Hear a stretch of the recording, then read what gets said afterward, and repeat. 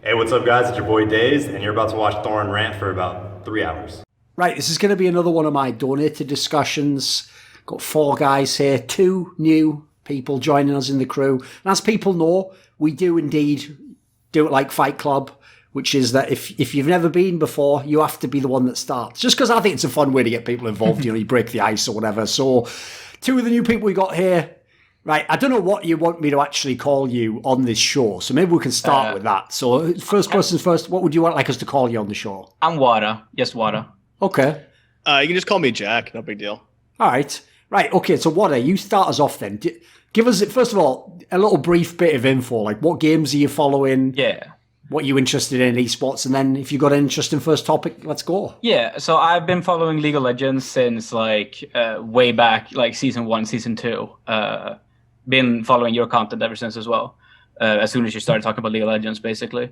And otherwise, I follow sumo wrestling, and that's about the stuff that I can talk about really well. And then sometimes I watch a Soliko tournament, but not too often. Is there actually any connection between sumo wrestling and esports, do you think? Is there anything Hakuho, about... Hakuho, the support player? Yeah. Named after basically the Federer of sumo, like the greatest ever, Hakuho, which is why his search engine optimization is so shit, and why I never liked him, because he's like this mediocre guy, and he's named after like the greatest guy ever. Right, so he really has named himself after like the Muhammad Ali of... Yeah. He's named himself after like I see. The guy who's like 10 tournaments more than anyone else ever in history. Right. Yeah. What about in that?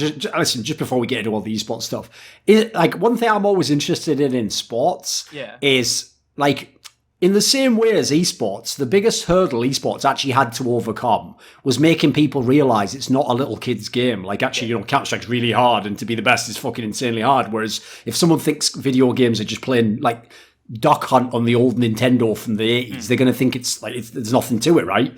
In the same way, I always find with sports, if you don't follow a sport closely, you always think it's way shitter than it actually is. Yeah. So what actually are like the hidden depths to sumo that people don't know? Like I'm assuming from the outside, for example, in the same way as people would think naively basketball's about being tall and dunking the ball, which it really isn't at all. Is it actually just a sport about like weight and leverage as it appears on the outside? I compare it to basketball very similar. Like volleyball, basketball, if you're tall, you're like, you have an in, right? You have something that you can't teach. And if you're big in sumo, like, of course, you're going to be good. But like this guy, Hakuho, for example, he's like 160 kilograms, which sounds big, but that's like average. He's like a medium-sized guy, and he's the greatest guy ever. He's better because he's just stronger and technically skilled. And we've actually right, that's cool. So it's a bit like Brazilian Jiu-Jitsu there, where you can be the smaller guy, but you could just be the best still. Exactly. Technique's and amazing, we've recently had a guy called Enho who's getting a lot of like publicity because he's like this 98 kilogram pixie who's like getting some great highlight fights where he's like submarining in underneath people and like tripping them with insane throws and stuff. Do they not do weight classes? Like how does that work? Is it really open weight? Yeah, it's open weight. It's always been. It's an historical sport. It goes back like thousands of years to like. It's still very much like a religious ceremony to it. So it's like it has this aesthetic to the competition that a lot of people really like. Oh, I've no doubt that's probably the coolest part about it. Yeah. But what makes me like the hidden depths of sumo wrestling for me is that it has, according to me, the most dramatic ranking system of like any sport I've followed. What did they do? So they have basically a ranking where every 2 months you fight 15 best of 1 fights against guys based around where you are in the rankings.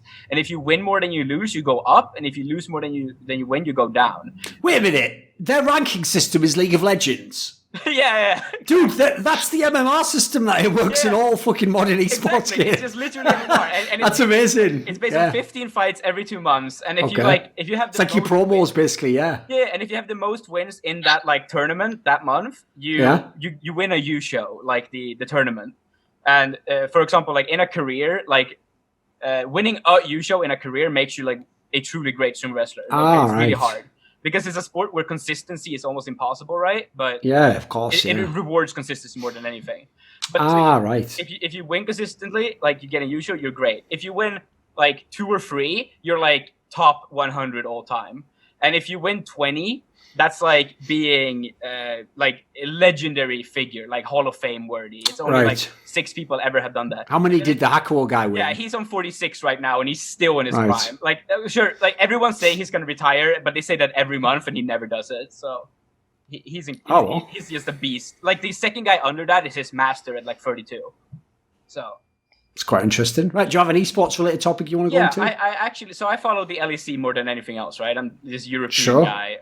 And I actually want to talk about Schalke and their current win streak. Because they're like almost 4 or 5 wins in a row now, right? Like, I think it's 4 at least. I think it's 4. Yeah, because they had one early on against Fnatic, right? Yes. I saw these tweets from the LEC Twitter that, like, it's even if they go 3-0 in the next week, which they have to beat Mad Lions to do, so it's quite unlikely. They still only have like a 72% thing. And I basically wanted like a 2-pronged question. Like, first of all, chance of making the playoffs, I assume you mean? Yeah, 72% chance, depending on like the outcomes. They make the playoffs in 72% of possible outcomes if they go 3-0. But my question is 2-pronged. Like, first of all, how legitimately good do they actually look?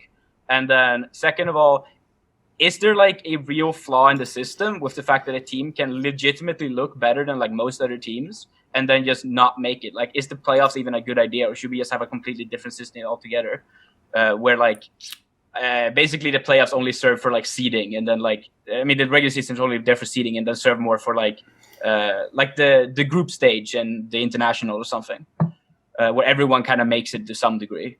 So if you improve, you can actually like have this miracle run. Sure. I mean, what's good is actually, who else actually in this call, by the way, follows League of Legends? Just so we're clear on that. You do? Yeah. Okay. Because I definitely want to bring some other people in on this, but I'll just give my initial thoughts. Like,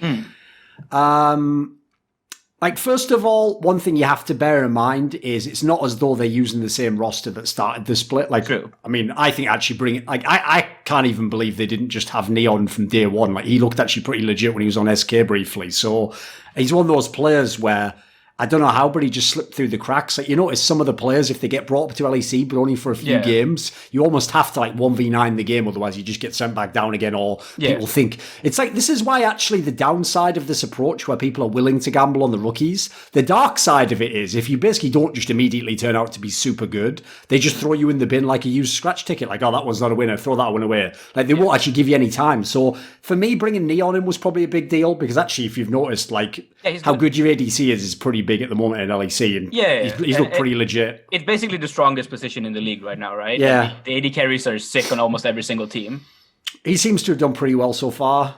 I mean, as much as people meme on him, like, the problem Gilius has is he's not a good player, but he's not terrible. He's just sort of like average to slightly below average. So, and he's had like 3 pop-ups in a row. Yeah, he's had some pretty big games recently. So, I mean, I wouldn't expect that to last much longer, but I think that's probably a big factor as to why they're not terrible. And then beyond that, I have to say, like, Odoamne and Dreams, at least in past years, were good players. Like, obviously, Odoamne, he's an all-time like top laner for Europe for me. Yeah, so my point basically is, if you actually look at the roster, it's not really even the roster that was shit. So I think they're not terrible, and I think with how competitive LEC is, like, I wouldn't necessarily be against a world where they could sneak in the last playoff spot. But let's focus in on that part though.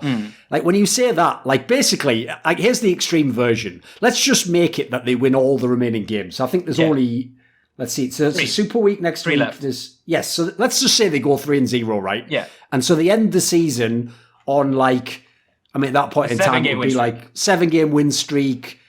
And obviously, like, they would have won the majority of the games in the second half of the thing. Basically, what you're asking about is sort of a more condensed version of the reason why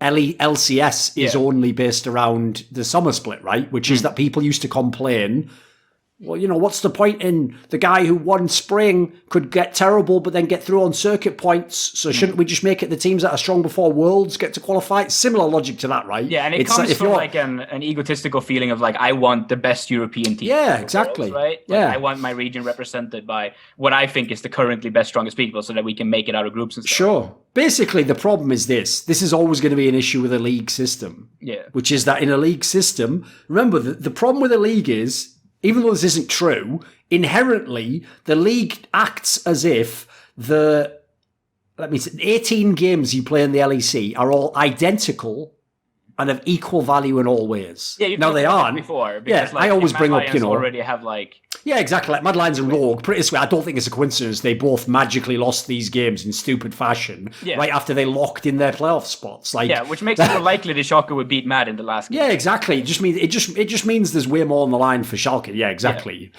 So in that setting already, I think it doesn't matter as much, which I will say plays into why you might get bad teams that have runs at this. I mean, let's face it, Schalke themselves did it last split, right? Yep. They also did that when they were completely out of contention. Which also, by the way, helps them, means they have no pressure on them as well. Magically out of nowhere, they're winning all these games. So I think there's that to factor in. Basically, what you're talking about just means you have to not have a league format or it has to be a shorter league. Like, let's face it, there wouldn't be a problem in your format if it was one round robin, right? If it was only this last section, then it'd be fine. They'd make the play. In fact, they'd probably be like 4th seed or something crazy, right? Yeah. So in that setting, we're kind of aligned, I think. Because it's one of the reasons why I don't personally like league formats, and I especially don't like really long ones. Like, if they wanted to do the LEC format, in my opinion, this is how you would do it. You'd have all the same best of ones, but that'd be week 1. And then the rest would be a really great playoff format. Like, it's the idea that it's like, what is it, 9 weeks now? 8 weeks? See, probably it's 8. Right? Like, my dream league would be if it's like, you combine spring and summer, and then you have like maybe 7 or 8 weeks of group stages, but everyone's in the same group, and then you have like a massive playoff where everyone gets to playoffs, but you can be in losers bracket from beginning or something, like basically the international, but like over a longer period of time. That would be my dream. Put it this way, one thing I wouldn't be against necessarily, that might actually somewhat solve this problem, is if you had the whole league the same as it is now, but everyone who doesn't qualify directly goes into the gauntlet.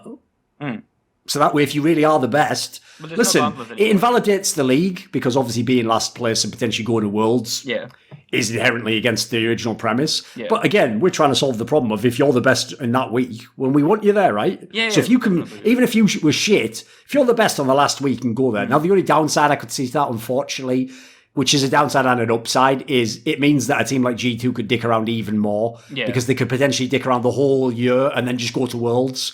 But then again, if they were good enough, like you were saying in the original premise, you'd want them at Worlds, right? So, I don't know, I think that's an example of where all formats come with downsides, and for me, it's just you're just trying to figure out which downside you're willing to accept and then offset the other ones. I want to get some thoughts from some other people. Who else follows League who has a thought on this? Well, yeah, I just wanted to say for the first part of this question about why they've like done better. Let's do it. I think mostly like I think Neon is like one of the bigger parts, but I also think Gilius is like, from watching their games, they like live and die by how Gilius plays. Like if he's on a hot streak, Schalke will be good. If he's on a down streak, Schalke will be bad.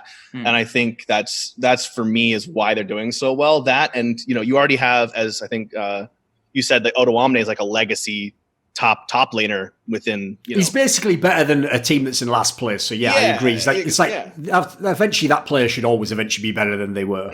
So you already have that. You have Abadage, who's he's a passable mid laner for me. I think he's probably like maybe like around 6th, 7th, maybe. I actually think passable level mid laner. Improving a lot.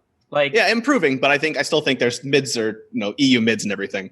I think just like having Odoamne, having a passable mid, and then having Neon back in the team or in the team, I think, instead of the other AD carry, Inax, I think was his name, has just been huge for them. And you're right, the ADC I think is the most impactful role in professional play right now. If you have ADC and jungle, I think are the 2 ones. So that's on that front, It's even kind of hard to tell sometimes, because basically the narrative around LEC right now is that basically every single ADC that plays in the league is good. But sometimes it just feels like the role is so inherently good that they just look better than other players just by being the ADC. Because it feels unlikely to me that suddenly Europe just has these 10 competitive AD carries. No, but to be fair though, mate, like the reason why I would push back against that is, like, we didn't even have Kaiser and Comp in the league until this year. And Kaiser and Kazi rather. I'm taking between the two there. Well, obviously, most people would say Kazi is like a contender for the best AD carry. So basically, in the league, like, all you did is put Hans Sammer on a competent team, where he was on that Trainwreck Misfits team before. Give Crown Shot better players around him, so he's not legit. Upset actually has I won't say a real spot, but he has a support. And then now Kobe got Denick back. Like, in theory, everyone's gotten like way better bot lanes, even as the split's gone on. So, like, I get what you mean. I'm kind of on both sides. Like, on the one hand, it's why if you notice on all my shows with Dom, because I notice he's one of the people who complains a lot about the idea that like ADC's like mad busted or whatever, you know. So like, I always try to push back against that because I don't really think it is, because I've seen a lot of the metas back in the day where like the really sick AD carries could 1v9, and that doesn't look like what people are doing now. To me, it looks like it's a bit like the discussion I had last year, if you ever remember, in the summer, when me and Veteran were trying to figure out who the MVP was. And the reason we picked Hylissang as the MVP is because the logic was, even though you need other players on the map, like the jungler, to help unlock the support. Once the support is unlocked, he can unlock the rest of the game, basically. And I think it's actually kind of like that with AD carry. It's like you could literally have Deft or like the best AD carry in the world, whoever you want to pick as that role, and put him in the worst team. And I don't think you could 1v9 like Teddy used to in Jin. But if you give that best AD carry in the world, like competent jungler, solid mid lane, and a good support, now you might be able to do that. So I think it's more like you have to set the guy up. He has to have his champion and his comp, but then it is super strong. So it's weird because that's not like traditionally where like this role is busted. It's like very conditional, but everyone seems to understand the conditions, if that makes sense. Yeah, it makes perfect sense. Like, I feel like that's one of the things actually I think is kind of like good and bad about League of Legends currently. It feels like almost every team, because of how like streamlined the win conditions are, because of the Dragons and the Herald, it feels like everyone actually does understand how to win the game now. They might be bad at it, they might not execute it right, but it feels like everyone sort of understands what you're supposed to do at the moment. Yeah, unless you're NA. I think even NA does. I think they're just bad at it. That's why the bottom NA teams are such a drag to watch. I think, they're garbage, but But they don't understand the win conditions, though. Like, they play, like, if they have a team that's supposed to do something, they often go for something else. That's why I don't think that they're just kind of behind. They're not trading properly. Like, if somebody goes for something, they're not reacting properly to fight against it. Yeah, maybe you're right on that. But I wanted to say something about, like, AD carry. Yeah. I was in season 7 or season 6. I was like low challenger playing ADC only. And that was when you could straight up just 1v9 with the role. The role was insane. By far the best role in the game.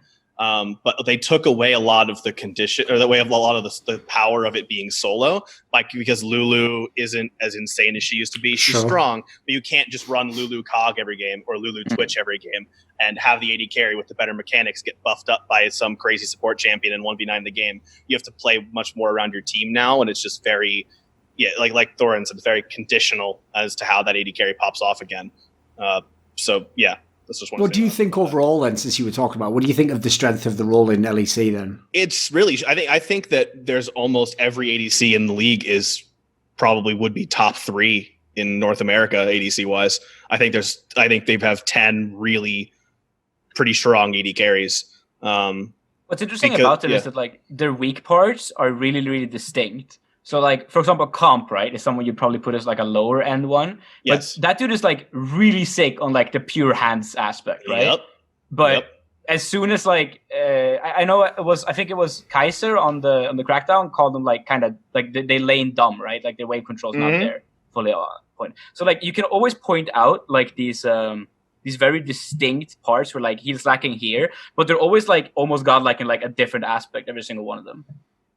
Yeah, they each have their own strengths and weaknesses, but I still think that as a whole, it's the AD carry is stronger in LEC than probably anywhere else in the world. I think right now I don't watch much China or much Chinese League of Legends, so I wouldn't speak on that. But from Korea, North America, and Europe, I think the ADC is the strongest role in Europe and of all of them.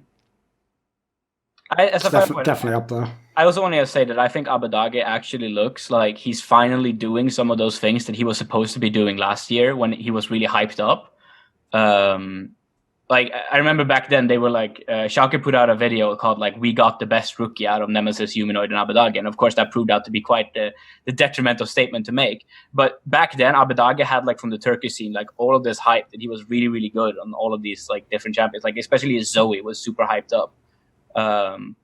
And then, like, now, these final couple of games, when they're sort of returning, I feel like Abadage is actually turning it on.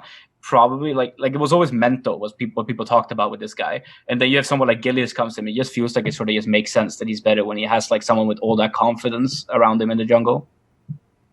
Unfortunately, though, like he's picked a bad time to get half decent, mate, because like his role is also mad stacked in Europe right now. So it doesn't even matter. Like even if he's doing better, he's still one of the worst mids. But that's because the role's so smashed full of talent. So it would have had a bigger impact if he'd actually been decent last year, sadly. Especially because actually the Schalke team wasn't even terrible in terms of the roster last year. Yeah.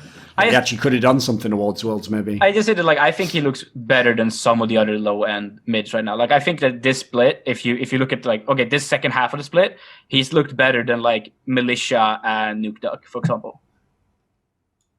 Sure. What about John? Do you have a topic you want to go to, mate? Yeah, I just wanted to say, like, I got my start with esports and stuff. I played semi-professional Call of Duty when I was 14. That's my excellent entrance to esports. But which version of the game was that, though? Black Ops 2, which is the best one. I think everyone always says that, yeah. Yeah, it's by far the best one. I went to LANs and stuff for that. But I mostly follow League and CSGO as of right now. And I had a question. You did a video a while back, I think, saying that or it was a comment on one of the shows, that Cloud9 CSGO roster is just not good enough to be under the hood of Cloud9, just because they're such a, they're one of the top probably 3 esports orgs in the world, and to have the 25th or whatever ranked CSGO team is frankly kind of an embarrassment. Do you see any way that you could improve the current roster to make them top 10 viable, or would you have to blow the whole thing up, in your opinion? I mean, the real problem is I don't think many of the pieces they have now are that good. So, like, you could, I mean, listen, ignoring, like, stupid ones. Like, obviously, I can't just put Simple and Ziwu on the team and then keep 3 people. Like, that's, I don't think, like, there's no point having that discussion. It's just purely hypothetical. If you mean, like, a real one, like, for example, let's say, even just with the current market, that I went and I bought, like, Alex as the in-game leader, and I got, like, Nitro to be a star player. Say I went that route. Like, I bought people who actually, in theory, are available and put them into Cloud9. I don't think it's impossible that could be a top 10 team. It's just, for me, what's the point in going that route again? Because you're Cloud9.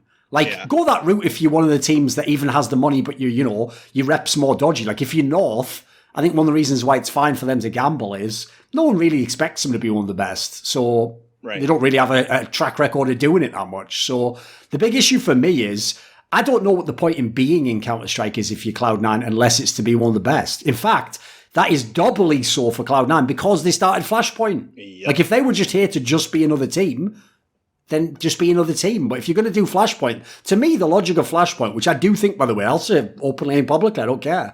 I don't think those teams actually have lived up to what they promised. When teams like Cloud9 and MIBR come along and say, Gen G, massively funded orgs, say we're going to make our league, the whole premise of which is it will justify in the future spending lots of money, you now have no excuse to have a bad lineup. Like, if you don't have one when you start, you better have a good one in 6 months. And if a year goes by and you don't have a top 10 lineup, what the fuck are you doing? Like, at that point, what's the point in Flashpoint? Like, nothing as far as I can tell. Because in theory, at a minimum, those are the orgs you need to be the best in Flashpoint, because they're the ones with both the money and the track record, right? Like, there's a lot of American players would join Cloud9 just for the name Cloud9 and think, right, I can trust they'll figure it out in due time. That's a massive advantage. So, my big problem is, you could make them top 10 with the right additions. I don't think there are even tons of players away. Like, the team now isn't terrible. It's just right now with whatever be top 5 of this 5-man lineup. Yeah. I think you probably need 1 or 2 changes. It's just like I say, put it this way. I mean, I've said it outright, but I just never got around to doing my video on it, sadly. I don't believe anything except roster moves makes you significantly better. That's been my experience in esports. I think it's extremely rare that anything except drastic roster moves makes a team like twice as good, for example. Yeah, well, because I mean, if you want, the exception that proves the rule, the only team in CSGO to really do that was the old Virtus Pro, right? Where they just stuck together for 4 years and they would end up going through their ups and down swings. Sure. But no other team has ever been able to do that, really. I think because that NIP team fell off. Didn't they change players though? Or no, they kept the same players. It just took them like about 9 months to get good or something. Because I remember the podcast where Foreign was saying, like, I think this experiment has failed and it's time to pack it up. And it was like a month after that they started like having their run. Okay, but that also is, I think, also Kerrigan generally tends to be the exception to any of those rules. But I did have one more question for Thorin though. What was the thing about the teams would be fined if they weren't within a certain of the world rankings, like a certain number? Was it top 20? Yes, you had to be top 20 or you'd get fined. Well, as far as I know, I mean, I can tell you right now, this isn't public information yet, but that is going to happen. Unfortunately, there's another thing. They're not, I don't think. Yeah, but that's... Oh, no, they aren't. Almost no teams are. Like, if I had to guess right now... In fact, I'll look it up right now just to have a look of interest for myself. I'll look on HLTV. Let me see. Top 20 now. Bad. I think only MIBR and Gen G are top 20. Yeah. Wow. Well, yeah, so they're all going to end up getting in theory, fined. Everyone would get fined. So there would be like 6 teams would get fined. Now, that is going to happen. I don't know exactly when. That's not something I decide, unsurprisingly. But unfortunately, that's also a sad thing about Flashpoint is when they launched, the whole premise of that was it would take effect immediately. So you start getting fined immediately. Yeah. Instead, we had to delay it because obviously, like, it's very easy for everyone to just go, the coronavirus, and that's like the excuse to everything, isn't it? So sadly, there's not really any way around that. So just because, like, think about it, right? The reason why it's tough to discipline someone in that way is it's the easiest PR out ever to make you look shit, isn't it? If they just say, but you're doing this to me and I can't even get players from Europe. And like, so in that scenario, you have to give people some leeway. But I've, behind the scenes, pushed very hard to get those fines in place. So as far as I know, they are going to come soon. Because I also think people understand now that it's just a way better approach. Like, basically, lighting a fire behind someone makes it more likely they come the direction you want than just saying, come over here, we've got all great stuff. Like, you can never know what people's motivations are. And also, as far as I know, this isn't public, so this is just straight fire info for you. We're even going to, like, someone even came up with a very brilliant tweak to it, where what they're going to do is it will be something along the lines of, if in X amount of time, I don't know if it's 6 months, 3 months, whatever, your team becomes a top-ranked lineup, you start to get some of the fines back. So it's actually a clever way to incentivize people even more to put their money out there, which I think is pretty. Whoever came up with that wrinkle, that is a very good idea actually, because it means it doubly incentivizes you to spend because you can get that same money back from the fines instead of just sitting and paying the fine. Right, and that would even incentivize you to not, like, you know, slowly inch your team into the top 20. That would incentivize you to go more quickly and snap back in so you can get the money back faster. Yeah, wow. Whoever did that is a very smart person. Yeah. So on that end, they did a good job. But yeah, unfortunately, it just hadn't been applied yet. So fair enough. Because by the way, I'm totally on board with the idea.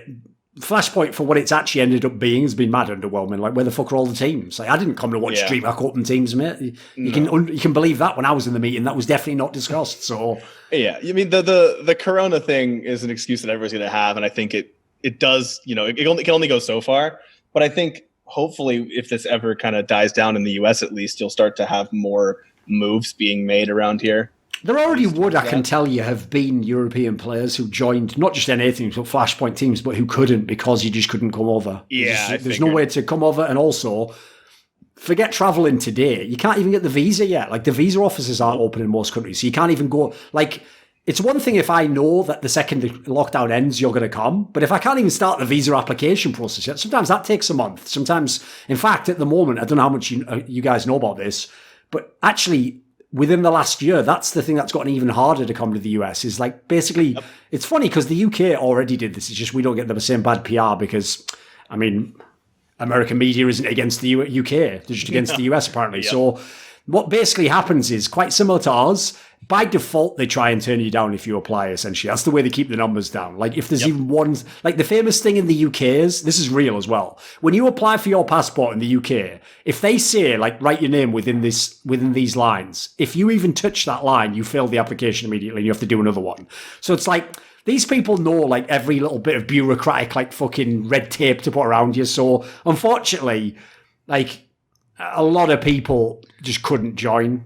Anyway, what's your thoughts about the Cloud9 team? Why do you bring that up? Would you have some thoughts on it? Yeah, well, before you do that, I had that exact same thing happen to me with my US passport.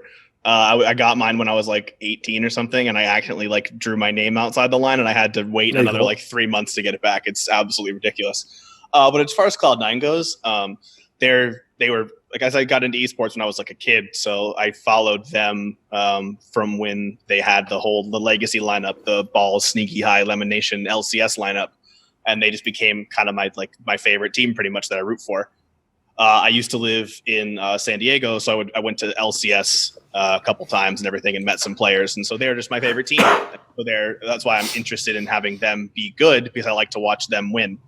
What do you actually think of this lineup, though? This lineup, I mean, I understand what they were trying to do, but I think, I mean, in my opinion, you blow it up and you go and you try and get some sick team.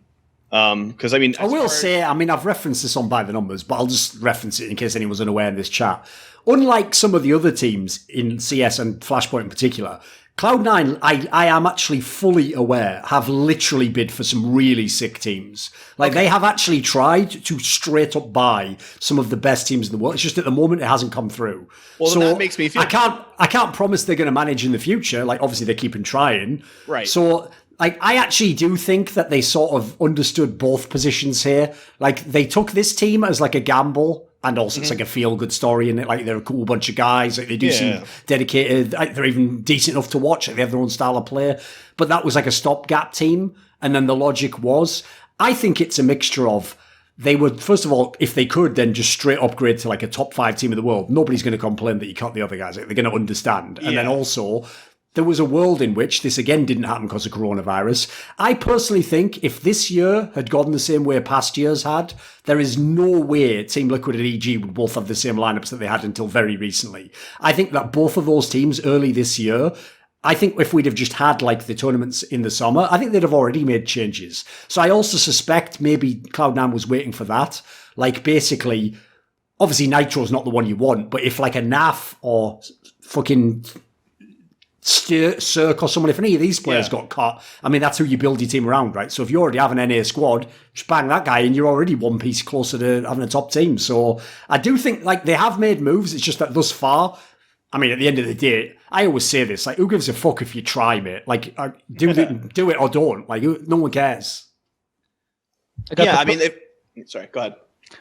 I was just gonna make a point. I think I've got, like, the perfect solution for you guys, and Thorn, you should call Dan up and tell him to rename the team and call it Cloud9 Academy. No more complaints. Yeah, if they're the Academy team, I have no problem with them staying on Cloud9. I have nothing against the players personally, obviously. I just think that for such an incredibly, historied and big organization, having a team that's, that low of rank is not becoming of it. But that makes me feel good that they're bidding. And I figured there was something going on. It just doesn't seem like they're not one of the teams. Yeah, they're not one of the teams that have just been sat doing nothing. In fact, actually, I can give you some info here, which is I'm actually going to do a piece of content soon that I've threatened to do many times, but I've even got the info now, where I've been able to literally get Jack to give me info on some of the things that went wrong with the last, the original Cloud9 after the major, where they were putting all those weird foreign players together, but it just never worked. Right? If you ever go back and look, the players they recruited were all good players. Like, it actually should have been way better than it was. Flush, but they had so many unlucky things happen to them. So I already knew some of it myself that I could have speculated on, but I've now even gotten some additional info from him about some of the problems that happened. So I'm going to do a video about that era, because actually that's an example of where, listen, I'm with everyone who's a fan. The results were terrible and are unacceptable. But if you actually knew like the process they went through, it's way more, it like gives you a much more positive look into the org than if you just look at the results only. Like, it's not that they fucked everything up. They actually got super unlucky in a couple of areas.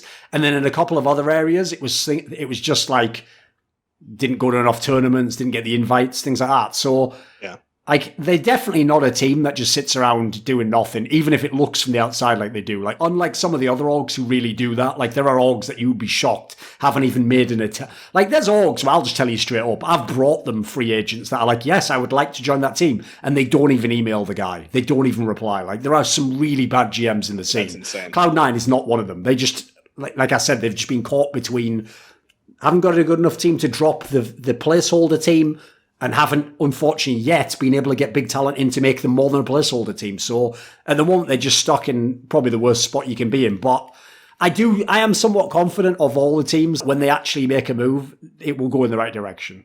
Yeah, and honestly, like, it's kind of like rooting for the Patriots for the last 20 years. I don't really have that many things to be upset about with the team or with the organization. Like, almost every roster they do, almost every team they have, they do many things right to like have the best team possible out there. It was just like, it's almost like having a, I don't know, just a giant eyesore in the middle of like a giant like field of wonderful flowers and everything. Like it's just this one big spot that's in the way.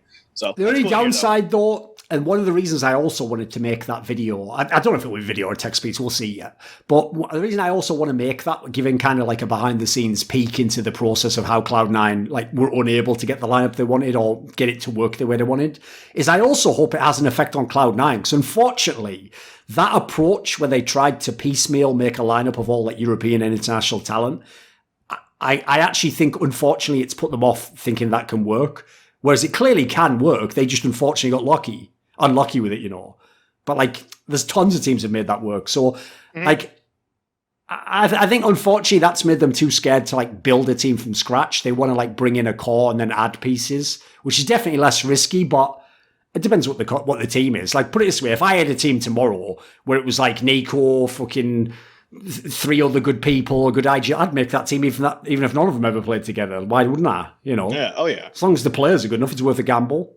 It's definitely more of a gamble, but it's like every gamble. What are the conditions of it, right? What's my expectation? How likely is it that if I succeed, I don't just succeed, but I win everything? Like, I'll take a big gamble like that if it can be number one, of course. Right, and they've shown they're willing to gamble because they gambled on this team, despite it, it's lower stakes, of course, but they did gamble in a sense. And of course, that other team is just it's a gamble with, better odds. So the problem I have with this team, basically, because if you notice, I've said it many times, but I've switched a lot of my focus when I assess teams now, because I know more about the business side than a lot of people do. I just try to like basically temper my expectations based on what I know about the business side. So for example, I mean, you'll have heard it. If I ever critique OG in League of Legends, I don't go as hard at OG as I do as Fnatic, because look at the quality of the players and the expectation and availability. Like, one has way more availability than the other. So similarly, I have to go the other way though when it comes to Cloud9's team. Like, it doesn't matter that Cloud9 has an all-right CSGO team.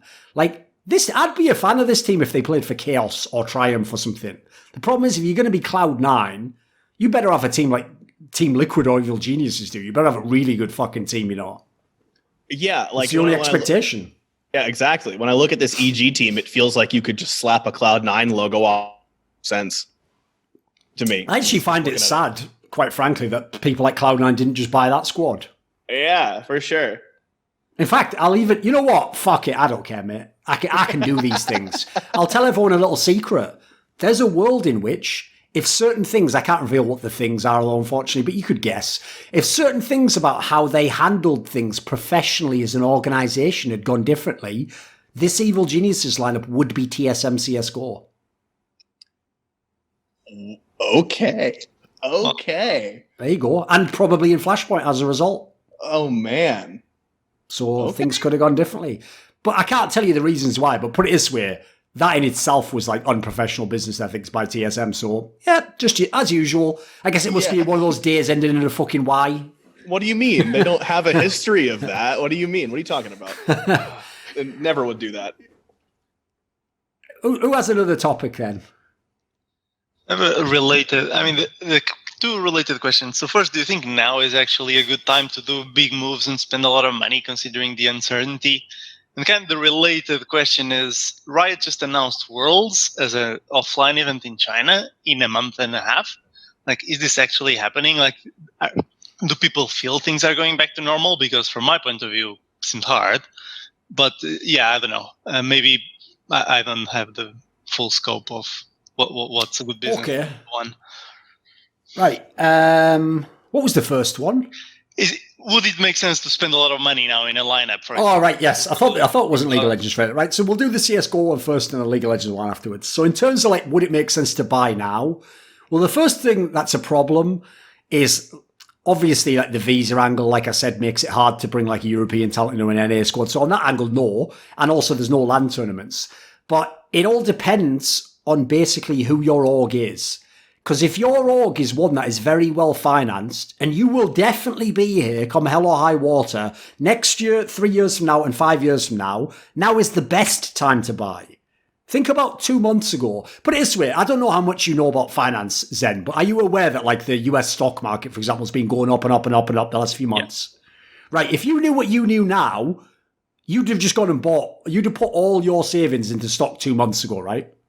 Yeah, and most people took it out because it went down. Yeah, exactly. So the question is the same question, is it right to take your money out of the stock market 2 months ago? Well, I can't say that. I have to know who you are and what your business position is. If you need money right that month, just liquid money to actually be able to run your business or it's all over, it definitely is the right choice, even if you're going to lose all the value of that stock that you would have in the future.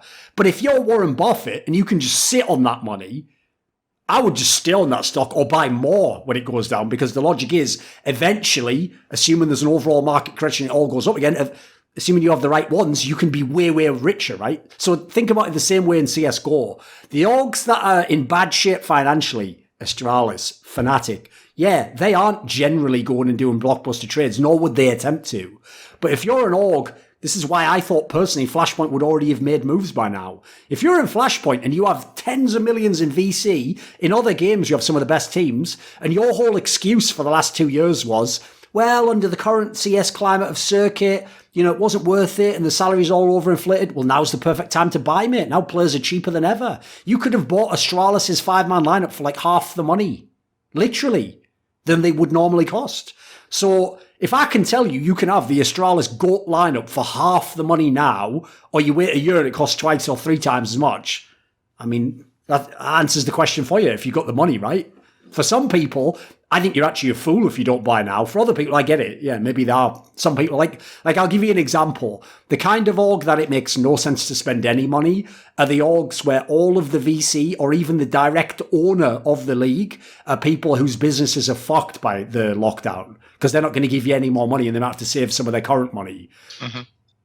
What do you think on that topic, though? I mean, yeah, I was more from the angle of no LAN events, so I agree, and obviously I know the finance side, and you want to buy low. It's just if there isn't going to be any LANs for the next 6 months, then you could just buy the same guy 6 months later and not pay the salaries that now go to crazy amounts. That's true. I will say, by the way, that actually does, in some sense, lead into the second topic, the League of Legends one, because if it was even 2 months ago, we all thought, like, maybe this will be over in 2 months, right? Maybe everything just opens up again and the world goes back to normal. So I will say, after seeing what we see now, I feel like the sensible angle is to go the opposite way. Like, as I just say, I don't think the major's going to happen this year, so I've kind of just written it off already. In fact, I don't even know if we'll get LANs this year. We should. I know people are already planning them, including Flashpoint, but I'll wait until I see it happen before I believe it. Yeah. So in a world where we might not have these LANs, now let's go to this other topic, which is that in League of Legends, they're going to host a Bubble World Championships in fucking China. Now, you know what? I'm not going to go deep on this because, first of all, the video instantly demonetized like my entire channel on YouTube, and I might even get politically in trouble. But I'll just say this.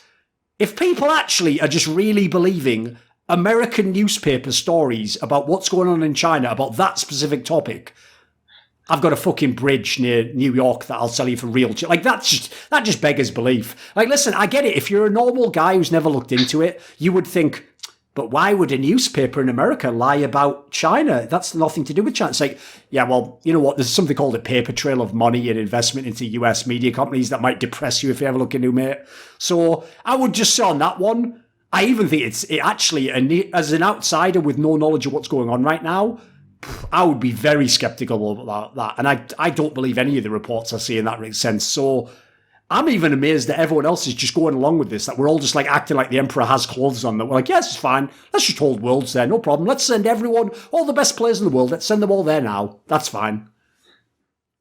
You know? Yeah, I mean, it seems crazy to me, but yeah, yeah. I think from one angle, though, that I kind of do understand it, if I'm playing that angle, is that Corona issues for me are like, the more preparation time you have, the easier it is to do big things. So I like MSI being canceled was super understandable, right? Because it was kind of sprung on them, right? As MSI was about to happen. But with Worlds, theoretically, they have had like 3 or 4 months to really like plan this thing out as like a different kind of Worlds experience. So I could definitely see it as like a possible thing to do. But yeah, in China, it doesn't make a lot of sense. Yeah, but like, you're Swedish, right? Swedish government says, guys, please keep your distance, and you do it. In Portugal, right? No, we don't. The government says, you cannot do these things, and just people just do it anyway. So you have to realize like even if there is like a bubble, it can go wrong so easily, so fast that. I'll say this about Sweden: we have a rep we do not deserve, and we are currently banned from every other country in the world for a reason. Sweden fucked up. Yeah, I wanted to say about like the bubble stuff. I don't know if you guys, I know Thorin does, but you guys follow the NBA. There are people who are breaking the quarantine bubble for food when they are provided food inside the bubble. There's another issue, by the way. So. I would have I mean, sadly, that's another area where the way the media perception is fake, and we all have to pretend it's fake because it's the business we live in. So sports media will never tell you this. But like, I mean, you maybe know if you've watched some of the right podcasts, mate. NBA players to this day still go out and party like the night before games and stuff when they're on the road. Yeah. These guys do, like, think about it logically. Imagine you were a 25-year-old super athlete millionaire who all the women in that town want to fuck if they can meet you in a nightclub and you enjoy doing drugs. Like, the odds that you go to bed and then wake up at 8 in the morning just aren't very high. So if you know that was going on and the extent to which it was going on, the idea that group of people were ever all going to sit in one bubble and only watch like fucking reruns of like Mrs. Doubtfire or something, that's just outrageous. Like, that's such a stupid premise. Because as you're implying, forget even food, I think there's a million reasons. Go meet a woman, go score some drugs, even if we're just talking weed. There's a million reasons. And remember, because these guys are millionaires, they're also going to think, well, why the fuck do I just have to sit in the bubble? Like, get me out of here. Like, someone figure out a way. So, yeah, luckily, I don't think gamers are as bad in that sense. Because, I mean, they really could just sit in a room and watch fucking Netflix or something. They but leave the house anyway. I would guess some of that will probably still happen anyway. Someone will fight. Unless someone literally has a gun on you or a security guard, someone's going to sneak out. Yeah, and my question was, I don't know, I haven't read the whole announcement, so I don't know if they said anything about this. How do they plan on transporting all of the players to China? For an example, or the reason I'm asking is because in the US, California is, to put it politely, absolutely screwed right now with coronavirus cases. How are you going to get however many League of Legends players, their team staffs, all of the Riot people on planes safely to then fly them to China? And that, obviously you can extrapolate that out for all of the teams that end up going. I would guess something like they'll have some sort of like thing where when you land, you have to immediately go into like a supervised quarantine for X weeks before the. I would guess it ties into what like Soliko was saying. Like if you put enough prep in, it probably can be done. Okay, all right. That would just be my guess. Like it would just seem like the obvious thing to do. I said nothing, by the way. that was me. Never mind. Doesn't matter. But then you have the same bubble issues though. And a lot of the NA players have big large amounts of Skrilla to spend. Sure. That they may want to do the same, fall into the same traps that the NBA players do. Yeah, and it's just too long. Like there's the other part people aren't taking into account. Yeah. Like that's the dumbest thing about the bubble approach for all sports, in my opinion. Make it as short as possible, guys. Like if you're going to do that, it better only be like 2 weeks or 3 weeks. If you're going to make it like fucking month and a half or something, you're gonna be problems. You can go ahead and guess that already. Like there's just too many pieces at play, aren't there? Like too many moving pieces. You're never going to get all that locked down. So especially with Worlds, there's just too many countries to care about. You're having played with people from Brazil. Yeah, they haven't thought that one through, have they? Yeah. Exactly. Even Korea, because like I know LS was talking about this on something. I don't know what show it was. Where like Korea currently has like some of the strongest quarantine rules, and like for going in and out of the country. Where you have to like, I don't know exactly what it was, but it was basically questioning how Worlds could even happen because of this. Sadly, I probably should have vetoed this topic because it's probably just fucked the video immediately, but whatever. It's done now. It's done. It's over. Yeah, then right. What's the next topic? Probably something about World War II? Oh, that's fine. Jesus, yeah. Let me go into something that I thought was pretty stupid when it was announced. At least in the way it was announced. Grim coming into Team Liquid. I don't know if it's like on a permanent basis or just while the online era is going on, but literally the quote that fucked my mind over was, Liquid needs more firepower. Oh, let's bring Grim in. I was laughing. Who said that quote though? Where was that? I think Adren said it. I'll find it. I'll link it in the call. I saw he commented on stuff. I didn't know if he said that needed more firepower. Let me have a look. I'm gonna see. Isn't that the team that like had the most firepower ever though? Yes, Probably. in the history. Of Yeah, so that CS makes no pretty much. sense. I think I'm like 100% sure that was a quote from like one of the articles I read, that they're bringing in Grim because they need more firepower. Okay. I mean, I will say, like, me and Adren seem to have, like, counter opinions on almost everything in Counter-Strike itself, including him and everything he's ever done. So, wouldn't be a surprise if we disagreed on this one, but I do find that kind of a bizarre statement, not least because one of the things I've never understood about Team Liquid's current, like, core is unless you're all playing well individually, what possible excuse do you have? Like, you're not doing anything brilliant in the game. You're not doing some innovative tactics no one's seen. So, to me, they have no excuse to have a lack of firepower. Like, if anything, that's a way bigger indictment than just Nitro. I mean, what was Nitro, the fucking firepower problem? I don't think so. So, if anything, I mean, I'd have to look into the specifics of what he said. But first thing I would say to Adren there is, okay, well, which of your star players is fucking up then, mate? I mean, you've got all the star players, mate. You know? I am actually trying to find the quote while we're speaking. But the thing is, I don't think Grim is the right player to bring into Team Liquid. However you want to look at it, Grim is like, he's a young fragger. I think Liquid has plenty of those. I know Stewie is technically young, but he is experienced, like way more experienced than some of the players the crew brought in. Oh, of course, mate. When you've been playing for like 4 years, you're not allowed to be called young there anymore unless you started when you're 12, you know. Listen, he's younger than me, and I think I'm young, you know. But yeah, he not young in the age type of. I mean, he won a major over 2 years ago, so put it that way. Yeah, that's true. That's true. I'm with you though. I definitely don't get that angle. Like I don't really know what the point of this specific. Because the thing is, like, I mean, what's the best way to describe this? It's a bit like the move where Sonny joined ENCE. I was always in favour of Sonny joining ENCE, but not in exchange for Alexi B. So if you tell me, would you like Grim to join Team Liquid? Listen, that one's a bit more tenuous because I haven't seen him play top lands, so I don't yet know if he'll make it. But if I'm imagining that his potential online, which, listen, you have to assume this, by the way, when you're as good as he's been online, it's very rare that you play a bunch of lands and eventually you're not that good. You know, sooner or later, you usually get around the level you should be at, assuming you get your head together, you're on the right team, you have a chance to play a bunch of times, you get experience under your belt, all that jazz.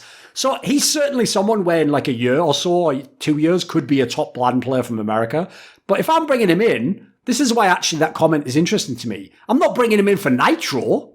I'm bringing him in for a different player, right? I mean, their logic would be that Stewie 2K is the in-game leader now. But it's like, I don't know if I'll buy that. Especially because one thing I hate about this move is, like, I want to see how many of you have watched the team, so maybe you have a different take on it than me. But when I watched Grim play, like, listen, in certain situations he would go in with the entry pack, but it often looked to me like he was like, even if he was in the entry pack, he was the follow-up in the entry pack. I didn't ever get the sense he was like a hard entry or anything like that.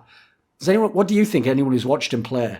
Like, to me, he looked a little bit more like what Elige does on the T side for TL, where he's always like the follow-up to whoever the entry is, because he's just like a really consistent player, so you guarantee to get the kill, you know?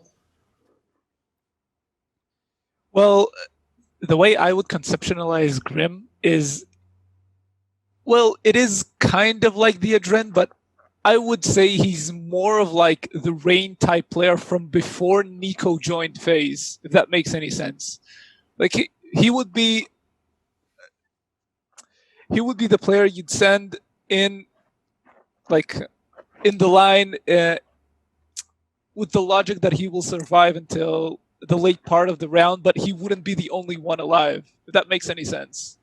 Like Rain, as from the games I've seen of him before Nico joined the team, Rain was exceptional when he had one more person with him. Like, even in a 2v4, 2v5 situation, he was fantastic. But whenever he was alone, say in a 1v2 or 1v3, his percentage of winning those was like significantly lower than what you would expect of him if you saw him play in a 2v5 situation.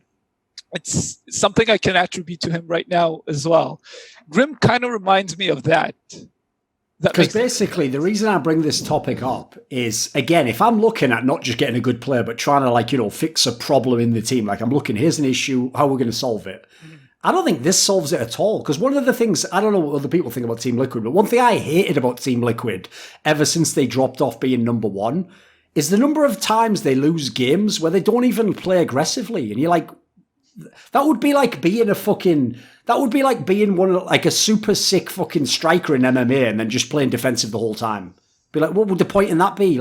Your win condition is to play aggressively. So one problem I have with their team is, think of these players, fucking Naf, Elige. They already aren't people who are fucking very aggressive. They're already more on the control side of the equation. Yeah. Twists, as you've already seen, if you force him to be an entry, is amazing, but it seems to naturally gravitate to being a little bit more of a lurker anyway. So basically, the Team Liquid, for me, for the last 9 months, has been Stewie 2K trying to forcibly run through a brick wall while other people just go, I don't know if I'm going to step into that one. And so if anything, I want someone more on the aggressive side of the equation. I want someone who's going to, him and Stewie 2K are going to tear this game. Dude, I would love it if they'd signed Bobski. How about that? There's a move for you. Yeah, that's not going to happen. That's another piece of news we can talk about, but yeah. That's the sort of move I would rather they did. Or if you brought Grim in, the idea is he's coming in to replace Naf or Elige or something like that, Yeah, from the I've watched about 5 rounds of Grim. I haven't seen him before. I'm watching him on 1.5 speed right now. He does not seem to be playing these rounds. One game, but doesn't seem to be playing these rounds super aggressively. He seems to be kind of. I think actually Soliko hit it on the head with before Nico Rain. Actually, it's because it makes sense if you think about it, right? If you're playing in teams that aren't a true team, you're probably not doing tons of practices and tons of tactics, and you're just a good fragger, you're always going to get more frags if you just mildly bait. Now, we're not talking about the most extreme version of that, but that's, if you notice, that's the position. It's the reason, it's another one of the myriad reasons I think Forrest is mad overrated in all versions of CS. The guy literally played the number one fragging role you can have. The other great players didn't do that, Neo, fucking Potty, or Mark, they weren't all just set up 24/7. Forrest's entire game was shoot people who aren't even shooting at me, but are shooting at my teammate who just ran in the site. That's going to get you way more kills. You should have the most kills if you do that role. So, that typically is usually the big fragger approach anyway in the game, Don't make sense that he would be like that. Yeah, and you're right about him playing on lower teams too. Just, playing on and against lower rated teams that don't. Yeah, it's also just a good way, the idea in that scenario, it's why people like Nico and Shocks are terrible IGLs. It's because they understand the selfishness of being the star player who's the mid-round player, but then they don't understand when you're the IGL, you can't have that selfishness anymore. You're there for the team now. So they're stuck with it would basically be you're an American, so I can use this analogy for you. Imagine if in the teams that had the really brilliant but diva wide receivers, the wide receiver got to design the offense. It'd be a nightmare. Everyone knows, they would get twice as many targets as they needed. They'd get all the totally irresponsible ones. Yeah. They'd get throws dude, they'd ask you to throw when you're on the goal line and you have the running back who could just put it over. They would ask for everything. Yeah. That's what we've done. It's when they make Shocks on Nico the IGL of a team, that's Terrell Owens getting to be the quarterback. Yeah, so what do you think he's going to do? Chad Ochocinco, offensive coordinator. Yeah, it's in their office, they're the best, but you wouldn't want them to have undue impact on everyone else. No, ruin the game. Makes me sad, but you're so right about Shocks. I love my Frenchies, but it's bad. Yeah. What's another topic then? Anyone else got another good one? Soliko already mentioned, but the Bubsky move to Australia is we can do that if you want. Weren't they out of money and whatever? They had to replace Yugi. He's not good, but how does this happen? Oh, here's the thing I think, mate. This just shows, sometimes I really wonder, I'm not joking, if I left esports tomorrow, what would even be the point in keeping it going? As far as I can tell, most people aren't even paying attention. Like, think about all the people who, if a Flashpoint issue comes up in CSGO, they never shut the fuck up on their Twitter account, criticising us, pointing things out, pointing out things we've done wrong, right? Name a single big industry figure, could even be one of those retards who have the fucking meme accounts. Name a single one who's even mentioned. That's weird. Why is Astralis paying top dollar to sign one of the best players on a rival team that has no reason to need to sell when they just asked their whole org to take a 30% pay cut? Weird. No one's even said it, mate. Look, they just needed a roster refresh, I believe. That's what's crazy. Dude, if I was someone in OG, because by the way, here's the spoiler. What happened in OG was the smart ones just realised, wait a minute, this isn't even legal to ask me to take this. So they just went and got lawyers, and the lawyer was like, yeah, it isn't legal for them to ask you, so just say you're not going to do it. So a bunch of the players didn't do it, but then the players who either didn't seek legal help or didn't know, just some of them were dumb enough to be like, yeah, all right then. I guess I'll help. So some of those guys are just fucking getting a pay cut. And then the org goes and spends this. I actually wasn't cynical enough about Astralis Group. I thought that they just didn't have the money, like you implied there. From what I've heard, I think Richard nailed it. They're even more cynical than I realised. The logic goes like this. If you're the Nickel and Ions of the world, what you're trying to do with Astralis is get super rich, but without ever putting any of your own money in.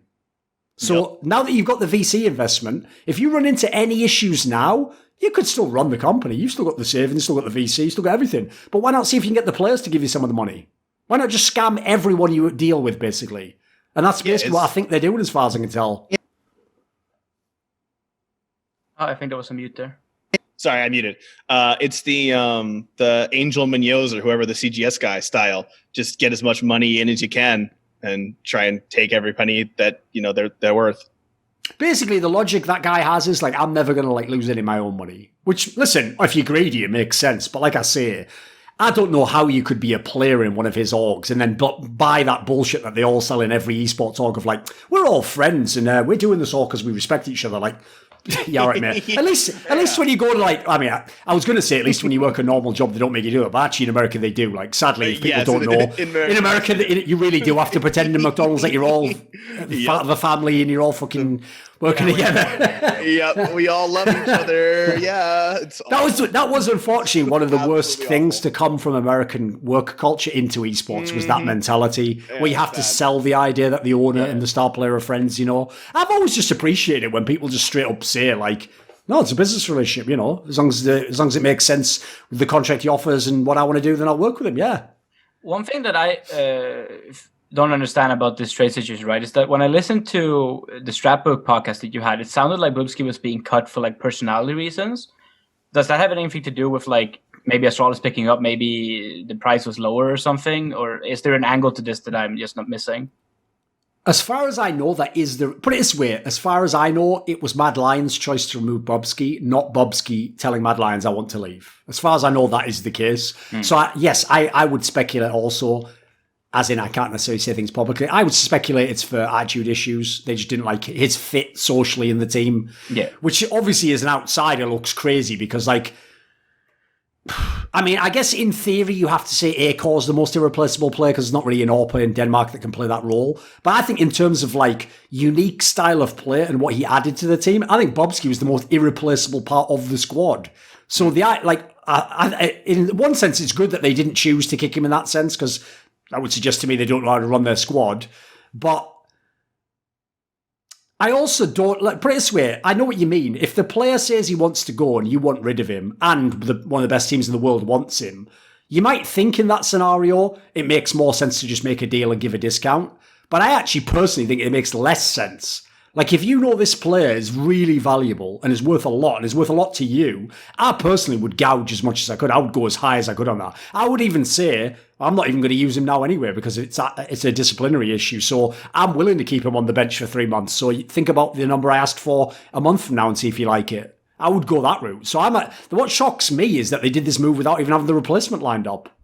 What I also find pretty interesting is that, as far as I know, Peter Dunn, the guy who does Mad Lions League, is also involved with the CSGO roster, right? I don't think that's true. No? Did you hear that somewhere? Yeah, I think he talked about it when he was on with Veteran. Wasn't he on one of the episodes with you and Veteran, right? Yeah, but I don't. I mean, No? you might have said that, but I don't remember him saying about CS:GO. Oh, yeah. I just heard. I might be completely wrong, but I had this feeling that he was like he has a different kind of position where he's like involved with that aspect too, and he's like supposedly he's really good with like players with attitude issues. That's something that's often said. Listen, I might have missed that, mate, but as far as I know, that I don't think that's correct. Okay. Like, I think what he might have said was maybe that he just does like all of the operations with the Madlands, as in he does the National League squad and the. Oh yeah, that could have could have been something like that. I'm not sure, but yeah. I've never heard about him being involved in CS. Put it that I way. could just be wrong. I mean, pretty sweet. If he is involved in CS, then he's an actual idiot because he's never ever messaged me asking for advice about stuff. So that would seem unlikely. Yep. Okay. I mean, maybe he's just doing like operation stuff in CS, so not actually decision power. But I mean, if he then goes to Astralis, I think it's more the other way around. Is maybe Astralis are speculating, told him, hey, we want you. You can start acting up so that they sell you for cheap. So I think that's more likely then. Now that we know how it panned out. No. Here's the thing. They're not that. Here's the sad thing. I've got some sad news for you here, Zen. Nikolai Nyholm isn't like Dr. Evil. Like, none of his plans are as cool or as detailed or even planned. Nah, he's just, like I always say it, like, listen, I didn't make it up by a mistake. He is a used car salesman. He can only trick a certain type of person within a certain type of budget who doesn't know about the product he's selling.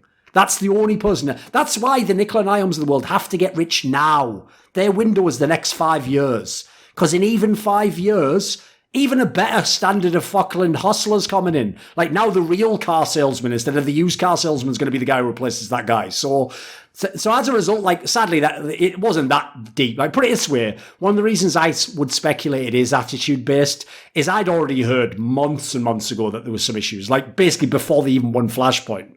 So I would even suggest maybe winning Flashpoint just kept him in the team a bit longer, as is often, the case if you win a tournament.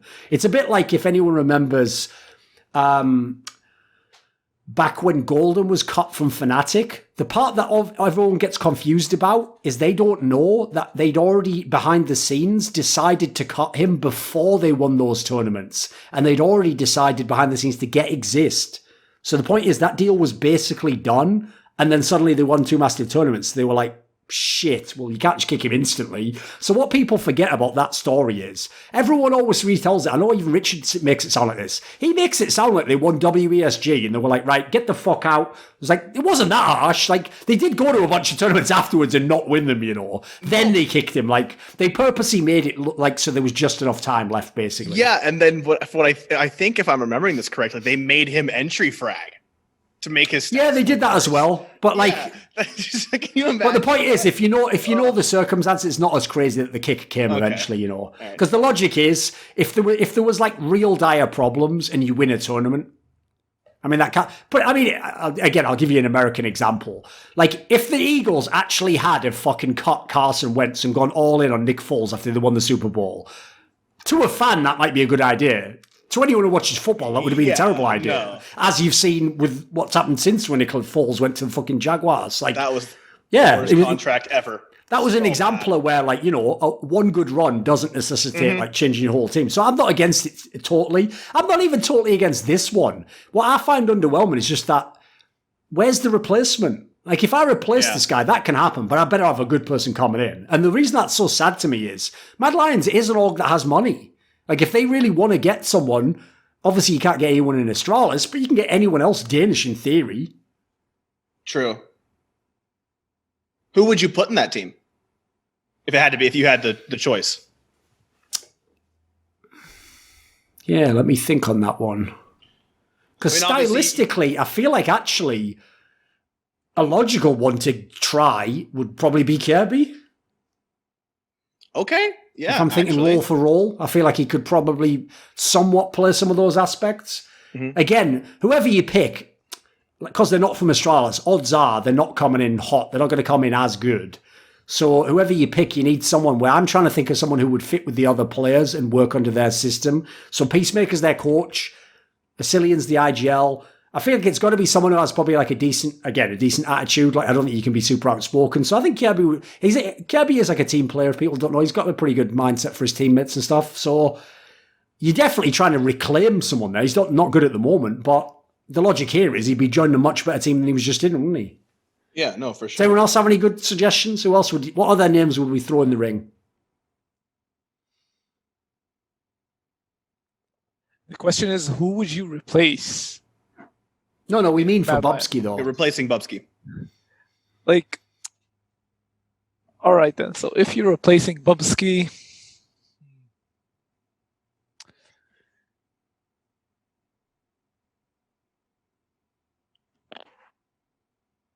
like the thing is, Bubsky wasn't the only aggressive player on that team. Like Shush is still an aggressive player. He is much more stable than Bubsky is because of his style, right? But Shush still does make those pushes that Bubsky just did way more often. But obviously, I think Shush was playing a role more than just following his own style in a sense. So if you make Shush, I'm just guessing based on his gameplay, if that isn't his natural style, then he's following a role, and if he'd be willing to play more aggressively, I would actually think of bringing someone who's more passive. Your Valde type player, maybe.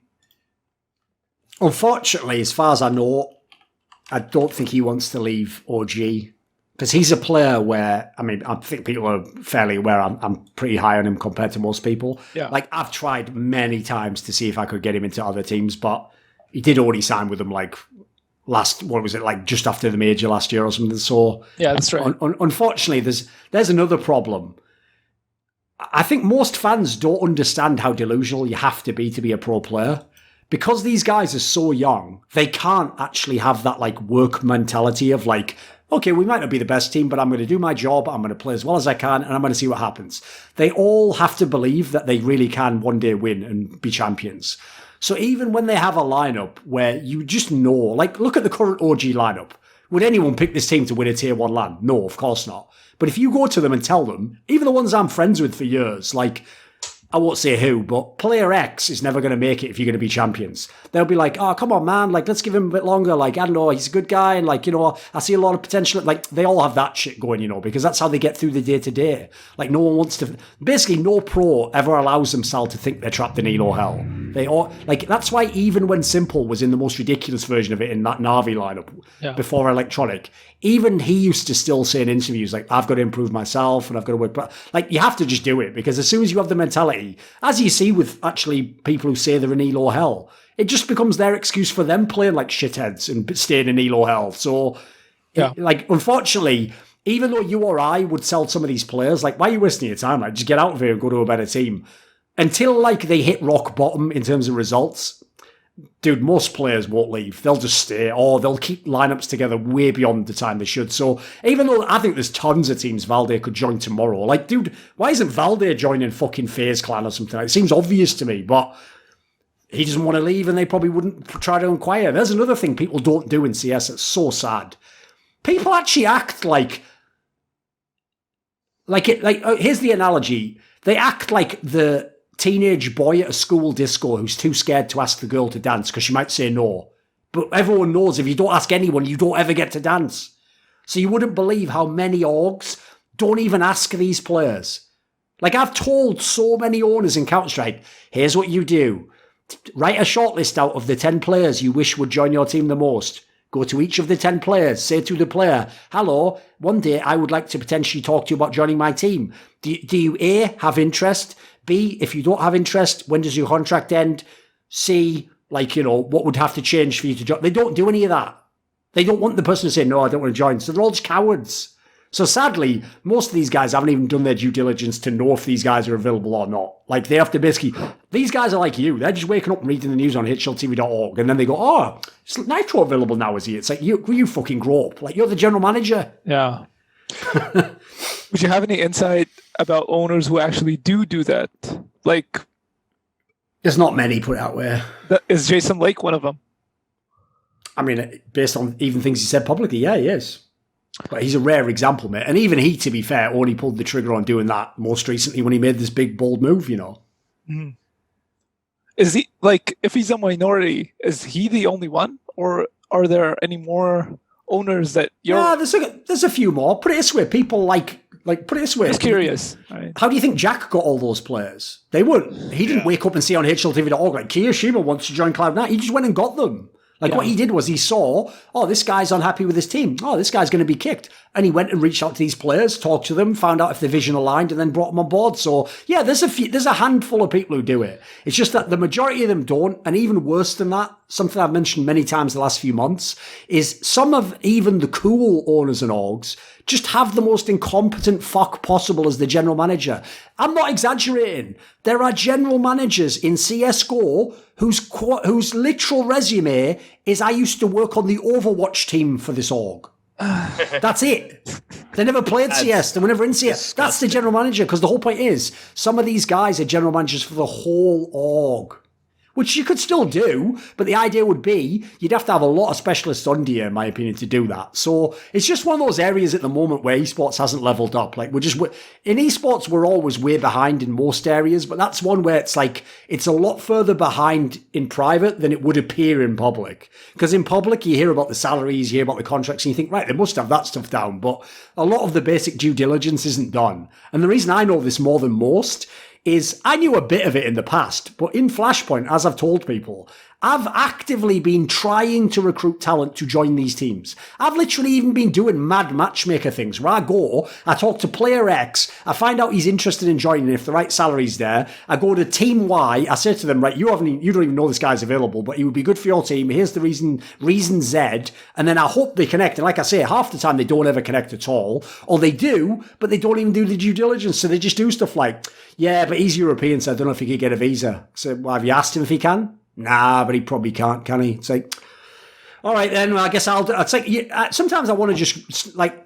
So frustrating. Pause for a second. Who's the one who's running this org again? Like, I'm not even in your org. Why am I fucking trying to help you get a better team? That's the curse of trapping myself in Flashpoint, isn't it? I have a follow-up question about this, actually, because like there definitely seems to be like a lack of competent general managers, and I mean we see this in League of Legends all the time as well, right? Of course, yeah.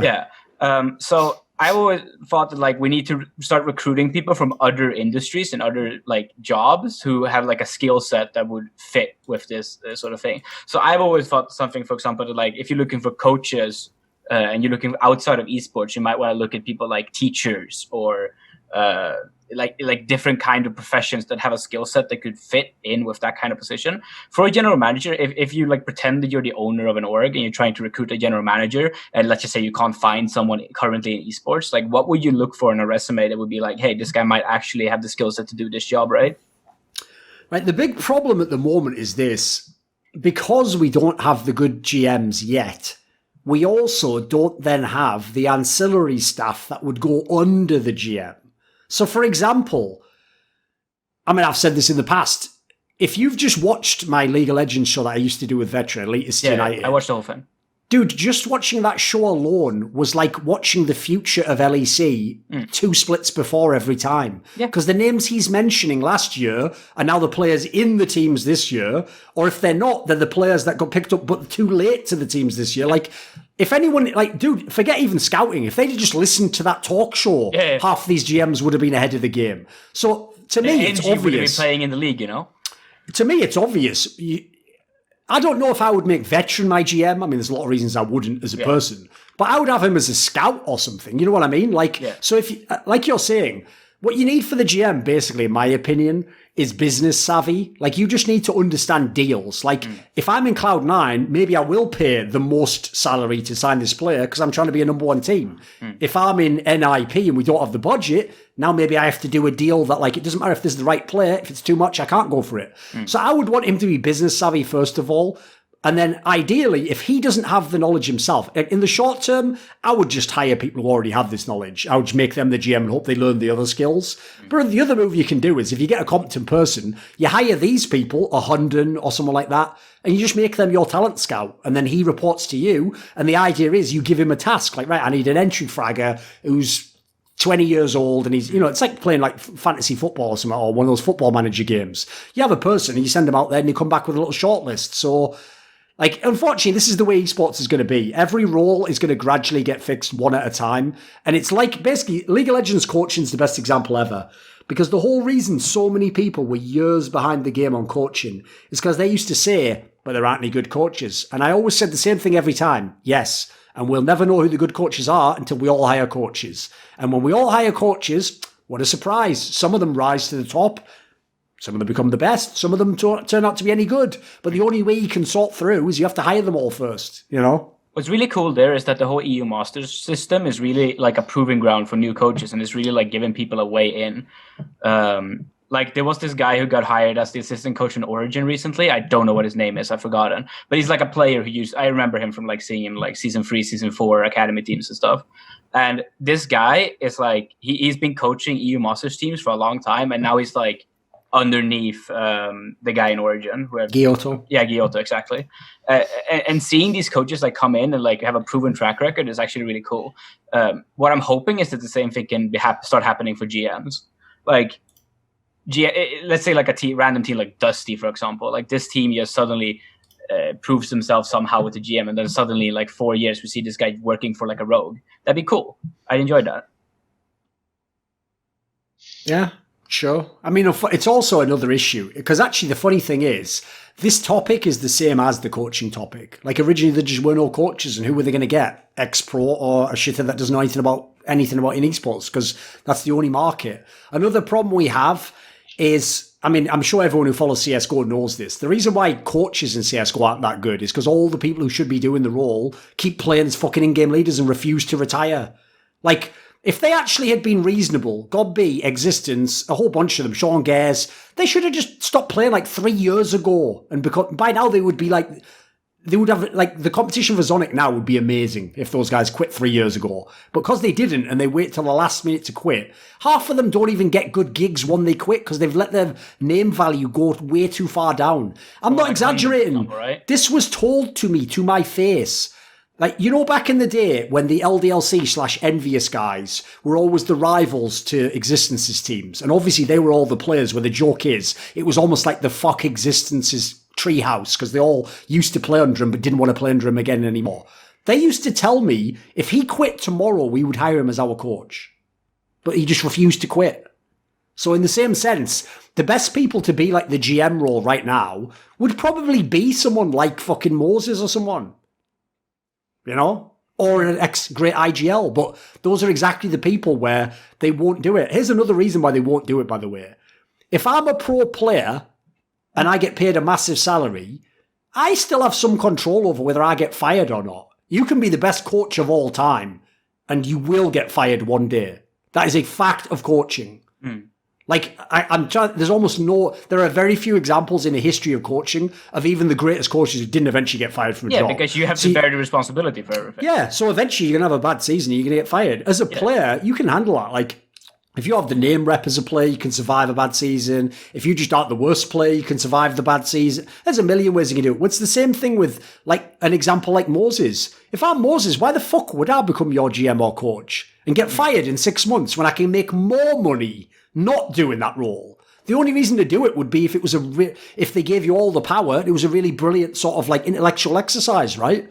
A bit like when they, in theory, were going to give me that Fnatic League of Legends job. But if they don't do that, I don't know what the point would be. Like, one thing I think a lot of fans are confused by, because we don't brag about it for obvious reasons, but you've probably heard on podcasts, top talent give like roughly what their day rate is.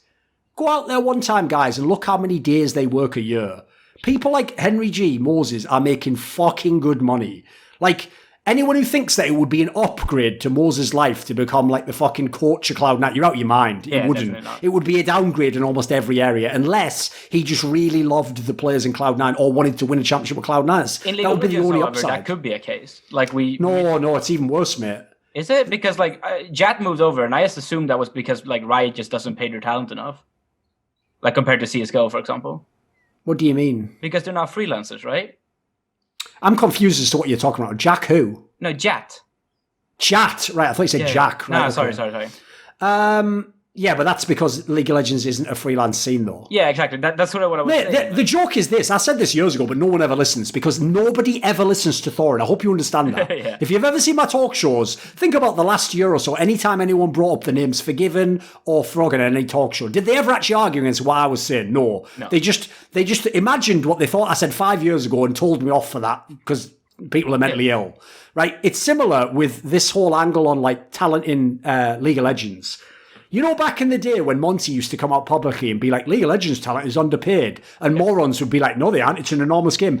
I used to make more money just from the events I went to in CSGO. Remember, I was never full-time for events. Yeah. I used to make more than people like Jack did, and he was full-time. Yeah, but that's sort of what I was saying, right? Is that like in League of Legends, you could see more talent moving over to team. But the downside there is they also don't pay too much to the coaches in League of Legends. True.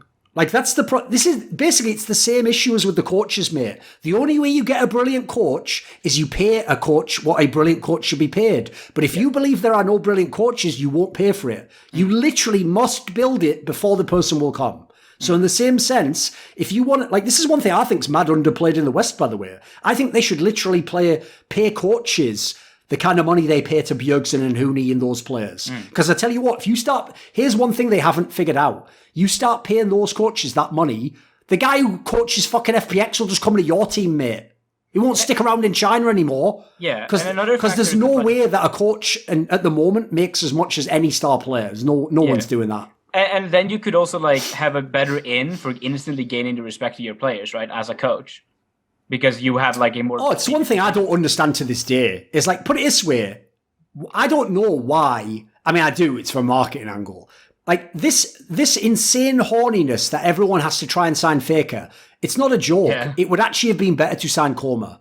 Not because you'd win more championships, but as you're saying, the respect he would command, the players who might come and join your team. Like, for example, if you sign Faker... Well, everyone's already seen what happens to Someday and the others. Like, you decay in the West. Like, actually, there's other star players won't go and play with Faker. Like, there's players who might go who are Korean who wouldn't get a chance to play under Koma in LCK who might come and join if he's in LCS, though. Yeah.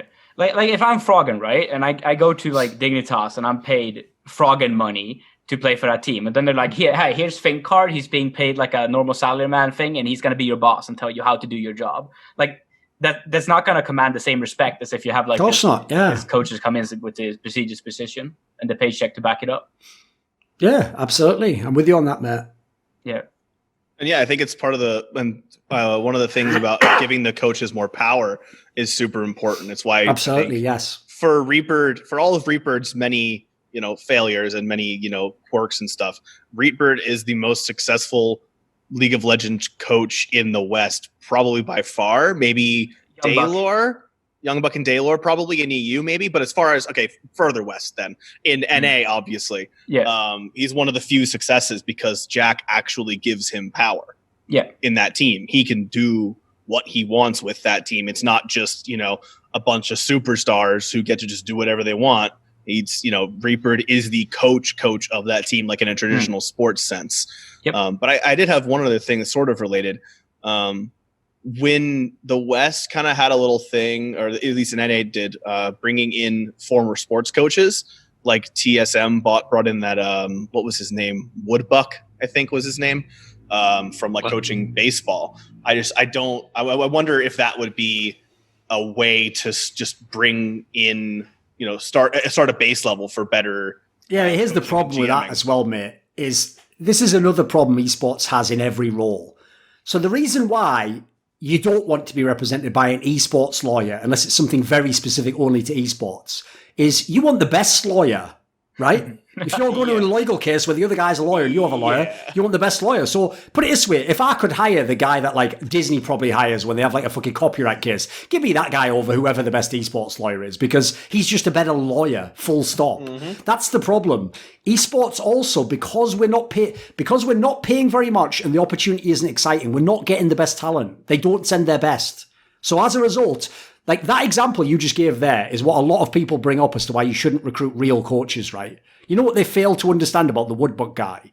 He was never even a real coach. He was like the assistant, like fucking pitching coach. Oh, wait, for like, really? Oh my God. The difference is people make it sound like fucking like, it's not like that guy from fucking Duke basketball joined TSM and couldn't like coach the team, like Mike, whatever his name is or whatever. Yeah, like if that failed, mate, I'd be with you. Maybe we can't bring in these guys, but the problem I have is what we basically get is, I'll give everyone the spoiler. I've said it a million times. Why do you think I was the only one who nailed Weldon Green? Because it was obvious. If this guy was really a world-class sports psychology trainer, why the fuck would he become an esports in 2015 when everyone used to get paid $1,000 a month? He wouldn't, would he? He came. Think about even what he used to brag about. He used to always say, I coached the women's under 21 swimming teams. Like, mate, as soon as he said the first 4 disclaimers there, I didn't need to listen any longer. Like, what are you talking about? That's like if I came along. Well, Weldon, you know what? I won the under 14s POG World Championship in 1997. Who gives a shit? Like, it's not a real sport, is it? Like in that scenario, that's the problem. Is I would actually really like to see what would happen if you took like a good coach from a sport, but you pick the guy where it's like a man management type scenario. So actually, the reason why I think this would work, by the way, is that is essentially what Daylor and fucking Youngbuck made their whole careers off. Is just being able to manage the people, not the in-game stuff as much, but then pair them with a really brilliant strategical coach. By the way, spoiler, that just is Korean esports. The head coach in Korea almost never is an expert about the game. He's just the 45-year-old guy who runs everything and is in charge. And by the way, gets fired if everything goes really badly, maybe.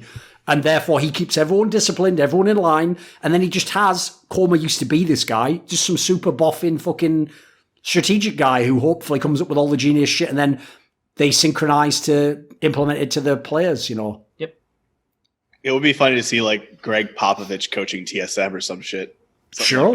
Like I wonder. I mean, obviously maybe that's an extreme example, but someone like him with his skill set, like for man management, I think you're right about that. Because I would love to see it. What was the guy's name that was on SKT? Was it Carter? Not Carter. Some other coach. That was the head coach. Yeah, that was the head coach guy. He just had the respect of all his players because he was, because the with the elder respect in the Korean culture, I believe. So yeah, they basically have like a hack on that shit that people also don't understand. You'll never transpose that to the West for obvious reasons, No. There's no way. That makes sense. I got a topic all of us can get into. Let's do it. I mean, it isn't something I follow like at all, but I've seen an article about the Guinness Book of World Records copyright striking speedrunners. Have you seen this? Oh, what? No. That's interesting. I have, yes. Well, in short, I'll just tell you guys, if you haven't heard about this, you probably know what a speedrun is if you ever played a game, basically. So on May, I think on Kotaku, there was an article that indicated the Guinness Book of World Records started copyright striking people who were speedrunning Super Mario World. Like, literally the game that existed since... Yeah. Because of the users of the world record or something, right? Yes. Under the logic that the Guinness Book of World Records is the only authority to have a world record, like... Yeah, they're the only ones who can certify it, pretty much. Yeah, exactly. They say we're the only ones who can say that you actually have the world record. Now, it's so crazy. Wait, one thing I have to ask about that is that something that has yet actually been challenged, like, legally? Like, as in, is the argument that they're making that they've copyrighted the term, like, world record or something, and that if you use it, they actually can copyright strike you as a result? I have no idea if those copyright strikes actually worked. I mean, YouTube and... Because remember, normally the way a copyright strike works is I can copyright strike you because you're using my content. Yeah. If it's just a copyright, like I say, what is the copyright in this scenario? Like, I assume it's something like that. Like, they have the term world record TM or something. Like, I don't even know how that can be possible, but it's not implausible. Because, for example, there is also like this thing to copyright, right? Where if something becomes colloquially used, you lose your copyright if you don't defend it. Like, that's why Nintendo kept making everyone call it like a game system or something instead of a Nintendo. Sure. Because if everyone started calling all the game systems Nintendo, they would lose their trademark. So I don't see how world records could even do that. Or maybe they're challenging to have that happen. Now, now all of a sudden everyone's grandma's in court every Christmas. The thing is, it's not a PlayStation. It's not the entire story, though. I mean, when they were called out on it, they basically said, oh, it seems our automatic bot that issues copyright strikes has had a malfunction. That was pretty much what they said. That sounds like a blatant lie, by the way. Like, I don't believe such a bot probably exists. And I'm almost certain that the type of, assuming this is like a YouTube, is this a YouTube copyright strike? Yeah, I think that those might even have to be done manually. Like, I've done them myself. You have to basically sort of like sign a digital document that basically, if people don't know, this is why that whole area is so stupid.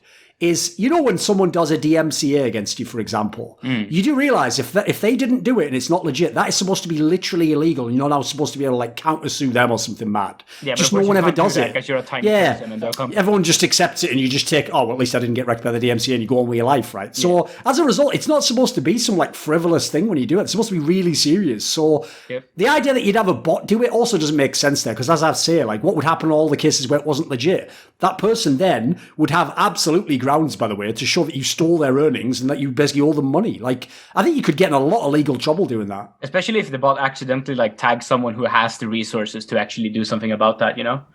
Like, if they tag just like Grand Pooh Bear doing a Super Mario World speedrun, of course that won't really have any impact. But like, if they tag someone who's actually big by accident by the algorithm, then sadly, I know almost nothing about speedrunning except like that I used to follow like defrag in Quake, where you do like the trial times. The one thing I do know was when there was that video, I think it was maybe last year's or 2 years ago.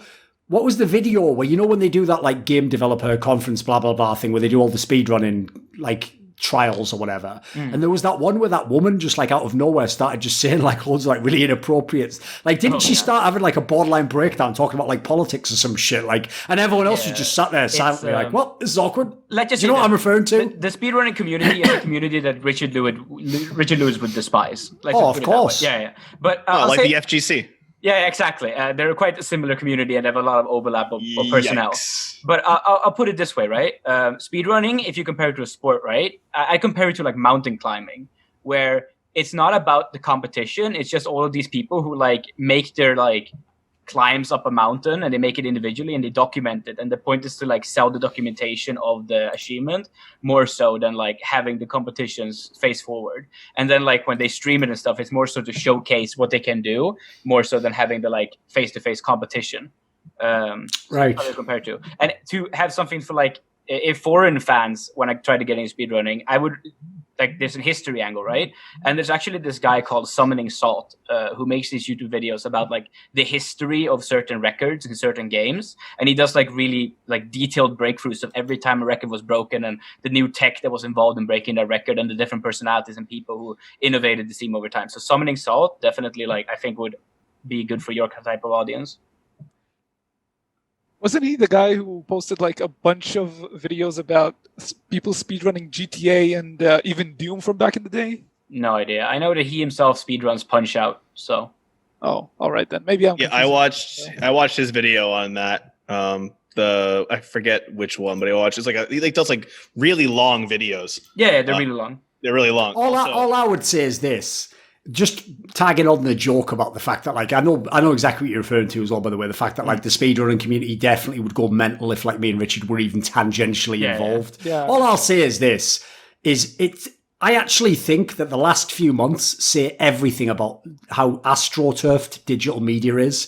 All I'll say is this, if you went through the major esports games that had tons of people accused of sexual harassment, you would be amazed the correlation between the people accused of sexual harassment and people who have publicly, apropos of nothing, spoken out against me and Richard. It is meant. The Venn diagram is like a circle, mate. It's just one circle on top of another. That's it. Like, it's mental. That, there's a reason that like the Smash U scene got super.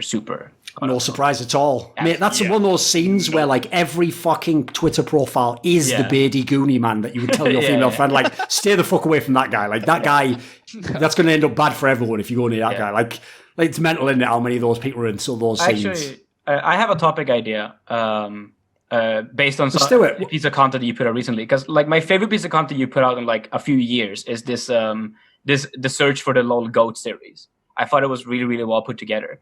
But I was actually a little bit of like a comment warrior under those videos, trying to, first of all, defend Froggen, and second of all, like, put out my own idea. Because I think that it's really, really strange to me that Hillsong is not on this list based on like the criteria that you put in. Because I think that he is one of the best eye-test players that you basically ever see in this role. Like, your two support picks are Yellowstar and Miffy, and those two were never like the mechanical goddesses, except Miffy for some degree, but then that kind of wore off, right? Hillsong has longevity. He's been in UL and he was a standout player on that team for a long time. Similar to how like a Wunder based his early careers in like more rookie teams, right? And he was like the standout player, and then he got on the big team and he got the big success. Hillsong, you yourself put him as like the MVP of a season on like one of the 2 best teams. He's been in a world finals. He's had several runs of worlds that were at least impressive. I find it strange that he's not on this list, unless here's like the problem, mate. Right? On how many players you could have on it. Every player who played on this year's Liverpool team in the Premier League can't say that they're a champion and say everyone who's not a champion that they're better than them, right? But he was the MVP on that team, like for one split. Yeah, for one split. Fair enough. I still think right? MVP for one split doesn't get you top 16 of all time. Was there like a hard cap that like you could only talk about 16 players? No, but first of all, 16 is very fucking magnanimous. You go and make a piece of content where you talk in depth about 16 different people. Yeah, it's a lot. Knowing, by the way, that at the end, you're only going to pick one. Yeah. The whole thing was to pick one at the end. Yeah. I think even going beyond 10 is insanely magnanimous. So what I would say on that one is, the whole premise of why the first video is just the candidates is, unless you're actually a candidate for number 1, you probably shouldn't even be on the list, you know? Like, it's not one of those lists where there's 50 honourable mentions, like every coward fucking ESPN writer. Like, I actually put my money where my mouth is. I picked the people who... The point is this. I even say it on the list. Yellow Star was never, ever, ever going to have a chance to win the list. He just had the most insane resume, so I had to at least put him in consideration. Hillsong isn't good enough in any area to be on the list. Like... If I was going to make it 20 players, yeah, he'd probably make the list. But then again, so would probably like fucking X-Smithy or Meteos or someone. Point is, they're never going to be number 1, are they? I think that from an eye test perspective, like if you're just looking what he's able to do with champions in the game, he is the sickest Western support player. And he has... but that only tells part of the story, though. Like, eye test. Dude, this guy has some of the worst eye test games I've ever seen of anyone who could make that list. Yeah, from some perspective, but then you could also argue that that's like an inability to sync with a team, right? Like every Hillsong play that goes wrong could have been a Hillsong play that went well in most situations if he had like the trust and the follow-up. I mean, I feel like I would disagree with that. Because if you start doing that, you can have any number of players that could, could fall under that category, and then you have to think about like 50. But I mean, the problem I have with that angle is, like, put it this way, that angle is like if I'd put Forgiven number 1, because in my world, if Forgiven had perfect teammates, he would be the best ever. I could sort of see it, but I feel like it's not so much the team as being good, but just the team as being on the same page, sort of. Like, it's just a player that's really difficult to fit with players that will have the same mindset, right? Yeah, but that's my problem there, mate, is the reason I gave you the Forgiven example is... The reason why Forgiven never had the perfect team is almost no teams fit Forgiven. Okay. Well, I'm sorry, but it's the same with Hillsong. Like, you look at Hillsong's career, it's hard to get a lineup. Like, think about how many teams he's played in that were actually good. Most of them were super flawed, and he was one of the flawed players in those teams. Well, another thing that I'll say on the fact that he has like the worst moments ever, I feel like I play some League of Legends, right? And I played a fair amount of support, and I could not fail in the way that he's failing. Like, to fail the way that he fails, just mechanically, is difficult. And it's like, it's insanely difficult to pull off the things that don't work out that he does. What sports do you follow, mate? Sumo and League of Legends. No, I mean, have you ever followed, like, traditional sports? Have you ever watched football, for example? No, Sumo. Sumo and League of Legends. Do you know the basics of football? Some, yeah, sure, I played as a kid. What about hockey? Nah, as a kid, it would be football then. I know some. My dad is really good at it. If I had a player in football... who was unusually good at scoring goals, but he's a defender. So, I mean, there even have been players like Roberto Carlos back in the day. Yeah. There's a bunch of them. So let's say I had this guy, but then, even though, like, put it this way, for a defender to even score is rare. But let's say this guy was scoring 10 goals a season. That would be, by the way, unthinkable for a top professional player. But then the problem is, he also lets twice as many people go past him as a defender. Okay, yeah. Okay, the problem there is you are fundamentally failing at your job. Yeah, if Hillsong was a mid laner, then like it would make more sense. But he's basically Hillsong's problem. I might even do a video on this topic because I feel like he's one of the most misunderstood player in the scene. Because everyone either just sucks his dick and says he's the best and nothing he does is wrong, or they just say just ints all the time. It's definitely not. It's both and it's neither. Yeah, absolutely. So the problem I have is Hylissang, the way Hylissang plays support, you can even throw Ignar in there if you want a different person who's got similar issues, is the reason it's inappropriate and you won't be the best if you do that is it's the same as the guys who are the absolute best mechanical junglers. Think how rare it is they're actually the best jungler. You know? Because the problem is it's not the main skill set of the role. Yeah. So there's a reason why like boring supports will often be the best support player because unfortunately that's just the kind of role it is. It's the same reason why someone like Mickey Expe, right, who has like the ability to do things like that Hylissang does, but chooses often to not do those things because he believes other things are more important. I mean, the problem is though he still goes for similar types of players. I would just pick go with like old school Gorilla. Okay, he's just going to sit there. He's just going to play all the traditional fucking enchanter supports. He's going to play Janna. And he's just going to do his job, and then you're going to win the game because he's support. But he's not going to pop off. But he's like, who do you think is a greater player in history, Gorilla or Hylissang? I'm not. Forget the results of the team. Playing support, I'd much rather have Gorilla than I would Hylissang. I can see the argument, absolutely. I would rather have Hylissang, but that's because I would like to model a team around that sort of play style. Put it this way: would he have been top 10 on your list?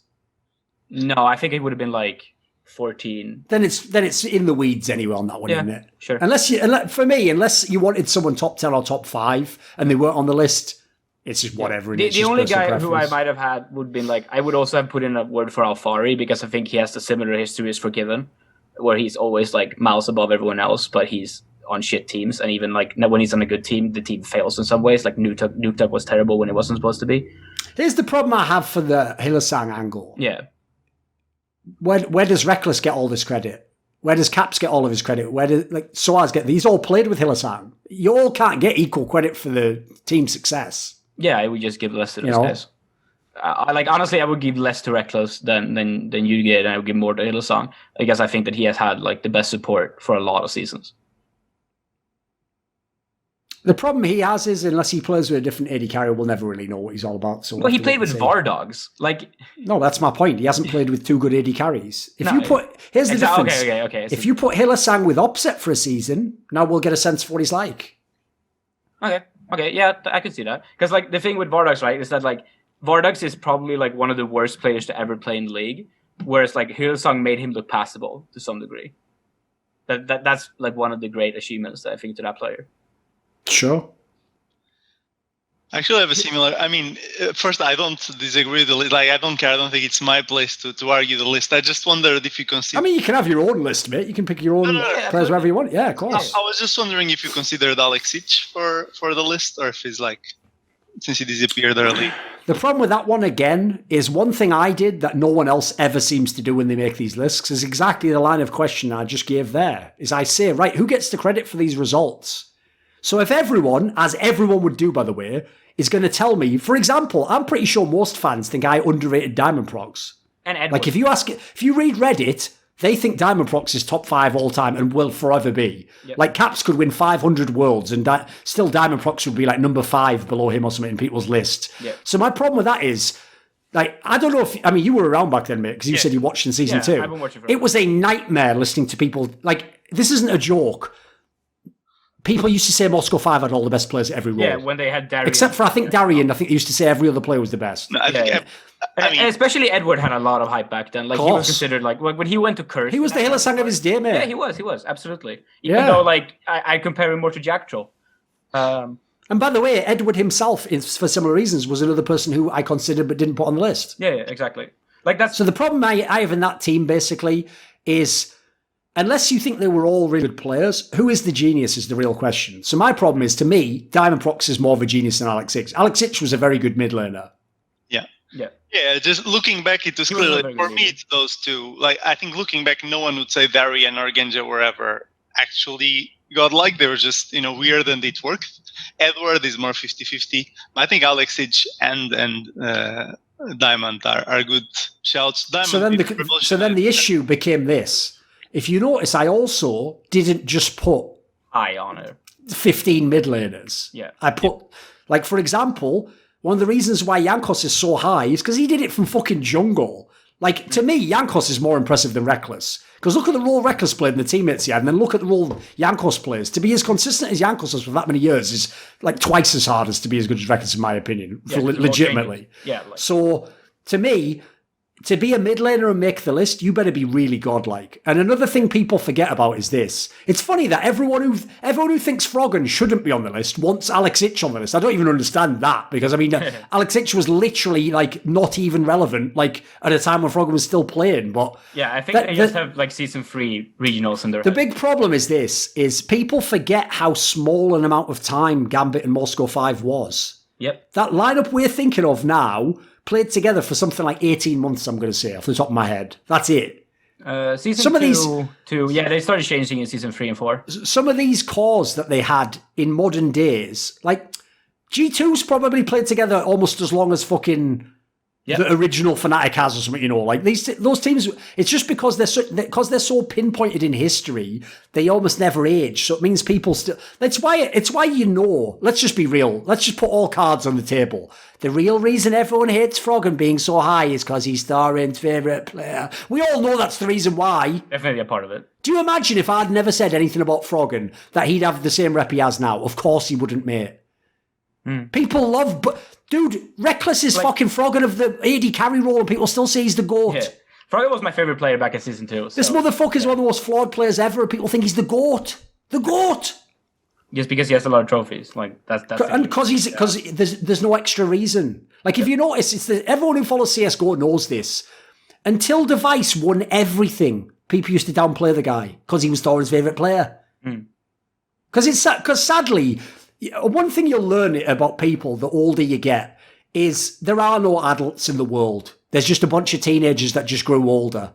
And so what happens is people don't like a commentator because he's the best commentator. They like his voice or they like his personality. And then they retroactively mindfuck themselves that they like something else about him, because here's the problem. It's never going to be cool to say, I like Limp Bizkit because they're edgy. You have to go, oh, I like Led Zeppelin because of the way that the rhythm section interact. You have to, the whole world is just veneer. It's everyone pretending to be cooler and smarter and funnier than they are. So everyone's real reasons as to why they pick a player to be the best is because they understand the game on a deep level and all the matchups and all that. Nobody does, of course. In reality, the reason you like a player is you like his style. That's why I put eye test number 1. You think that he's a fun player to watch. You root for him because you like his personality. That's why I actually think the thing that was most misunderstood about that series was that, unlike everyone else, I exhaustively gave you all the criteria before and the whole modelling system, so that as a result, if someone disagreed with me, they could see why. Yeah, that's sort of why I chose Hillsong as the one, because I think that, like, based on your criteria, he was the one that I thought worked better. Like, that's why I'm not here arguing for, like, Mickey X in the same way. Sure. Who I would also have on my list. This video was kindly supported by Jack Hanna, Dean Tanglis, Soliko, Bobby, Spencer Green, Istar, Whattathings, Zinged, Alexander Rao, Tobias Bernasconi, JDubs, the Puyallup Tribe, Jensen Goh, and of course, a special thanks goes out to my main man, Jerky's Minion. Would you like to suggest a topic or a guest for my content? Maybe you'd like to ask a question in one of those monthly video AMAs I do. Do you want teasers? See who the upcoming guests are for my work? Maybe you want to be part of one of those donator discussions with me each month. Well, if so, put your money where your mouth is and join the Scrilluminati today by the description box link to Patreon below.